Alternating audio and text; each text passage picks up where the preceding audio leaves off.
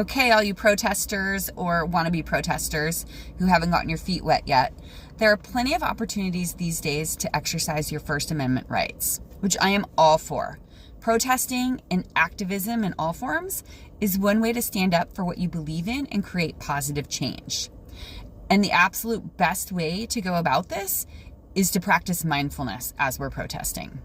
When things have reached a tipping point and emotions are running strong, it can feel really, really good in the moment to just explode and do something crazy. When really angry, who hasn't wanted to punch someone in the face or set a Waymo car on fire? The problem is this doesn't work in the long term. If it did, we wouldn't still be going round and round in these power struggles. Fighting hatred with more anger is like pouring more fuel on the fire.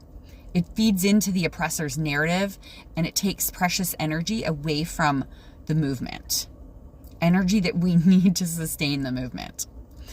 And I don't know about you, but no matter how right someone else is, if they're yelling in my face or hurting me, I'm not in any state to listen to them, to change my mind, or to give them even a little bit of what they want.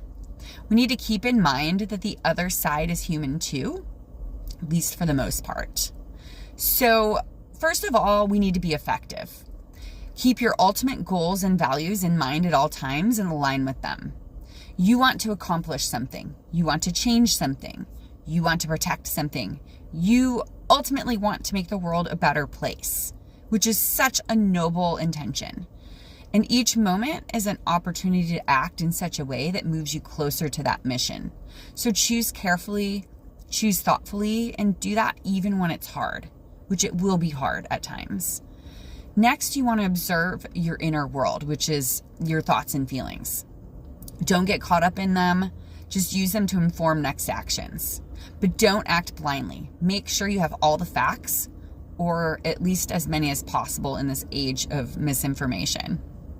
Ultimately, this all means stay calm. We are at our absolute best when we're grounded and peaceful. The other emotions can be there too, just don't let them take the reins. It's from this state that we make decisions that allow us to be more effective in accomplishing our goals. And it's also really important to be aware of the outer world and aware of those surroundings, especially when you're amongst large groups of people. You might be mindful, but that doesn't mean everyone else is, or that everyone else has pure intentions. Stay safe, protect yourself, and help others to do the same. And ultimately, you want to participate in this protest or protests, which includes accepting reality and seeking to understand others. This isn't condoning harmful and disrespectful behavior or not taking action to influence change. Obviously, this is all about participating and creating change. But in order to participate fully and effectively, you have to do so from an objective reality, whether we like the reality or not. Wishing things to be different is all that is, wishing. It doesn't change anything. Trying to force things or people to change isn't actually effective or sustainable because we can't control anyone else as much as we wish we could. But we can get creative in our influence.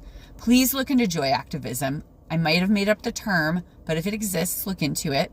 It's also known as pleasure activism or laughtivism, all terms for using humor, creativity, and a good time to point out the ridiculousness of oppressors' behavior, build credibility for our movement, and reduce apathy and burnout for a more sustainable movement. A fantastic example of this happened in 2012. It was against the law for Russians to protest outside of Moscow. So this little town in Siberia gathered up all their action figures and Lego people and placed them in their town square with protest signs. So the toys were having this protest, and the authorities didn't know what to do at first since it wasn't against the law. They weren't actually people. Eventually, the authorities had to clean them all up, wasting time and energy, furthering the point that the oppressive tactics were a waste of time, energy, and resources for all. So with that in mind, do only what needs to be done in each moment and do it to the best of your ability. When you're fully present, you'll know exactly what that is, and don't hesitate. Trust yourself even if the idea seems a little different. We need something a little different. When you're standing up for the rights of all humans, animals, and the environment as a whole, You are on the right side of history.